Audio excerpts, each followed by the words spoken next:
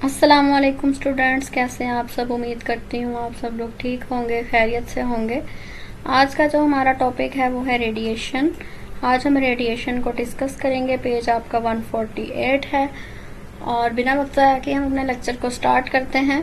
The earth is warmed by the sun. हमारी ज़मीन जो है ये सूरज की वजह से गर्म रहती है। But the sun is about 150 million kilometre away from earth. लेकिन सूरज जो है वो ज़मीन से कितना दूर है? 150 मिलियन किलोमीटर। ठीक है, ये आपने याद रखना है। ये आपको एमसीक्यूज में पूछा जा सकता है कि सूरज जो है वो ज़मीन से कितनी दूरी पर है। How does the sun's heat reach the earth. तो फिर सूरज की जो गर्मी है वो अर्थ तक कैसे पहुंचती है। We know the process of conduction और convection is not possible in this case. हम जानते हैं कि कंडक्शन या कन्वेक्शन का जो प्रोसेस है वो यहाँ पे पॉसिबल नहीं है in this case because both require matter to transfer heat. क्योंकि कंडक्शन और कन्वेक्शन दोनों में मैटर की जरूरत होती है हीट को ट्रांसफर करने के लिए। The sun's heat reaches the earth in the form of radiation. सूरज की जो हीट है वो अर्थ पे रेडिएशन की फॉर्म में ट्रांसफर होगी, पहुंचेगी। तो रेडिएशन क्या है? रेडिएशन इज द प्रोसेस, आपने ये डेफिनेशन याद रखनी है, is the process of heat transfer from hot body to cold body in the form of waves. ठीक है, किस फॉर्म में? वेव्स की फॉर्म में। ये वेव्स आपको शो की गई हैं इस तरह से। ठीक है, ये वेव्स हैं। ठीक है, यहाँ पे तो मैंने थोड़ी रफ सी आपको शो की हैं।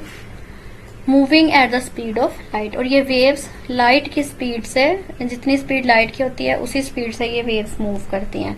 There is no direct contact between heat source and heated object. कोई डायरेक्ट कॉन्टेक्ट नहीं है हीट सोर्स और हीटेड ऑब्जेक्ट के दरमियान। ठीक है, नेक्स्ट है applications of radiation of heat in everyday life.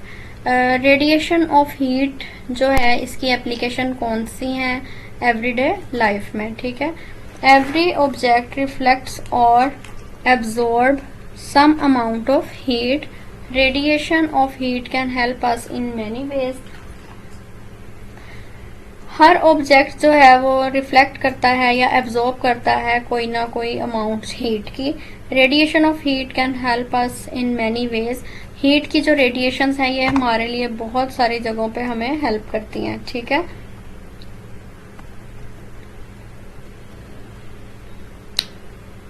Sorry,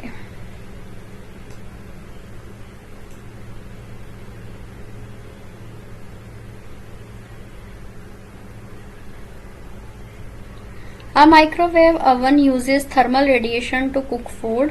हमारे पास जो माइक्रोवेव ओवन होता है ये किस लिए यूज होता है? ये थर्मल रेडिएशन को यूज करता है खाना पकाने के लिए। ठीक है, when we sit beside a fire, अगर हम आग के करीब बैठते हैं, the heat of fire reaches us by radiation. तो वो हीट जो है फायर से जो निकलती है वो हम तक कैसे पहुंचती है? रेडिएशन के जरिए, एक वेव्स के जरिए, रेडिएशन वेव्स के जरिए।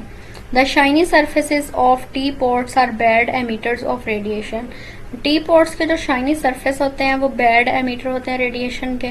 They can keep T warmer than a black T pot for a longer time. Black T pot से ज्यादा देर तक ये चाय को गर्म रखते हैं।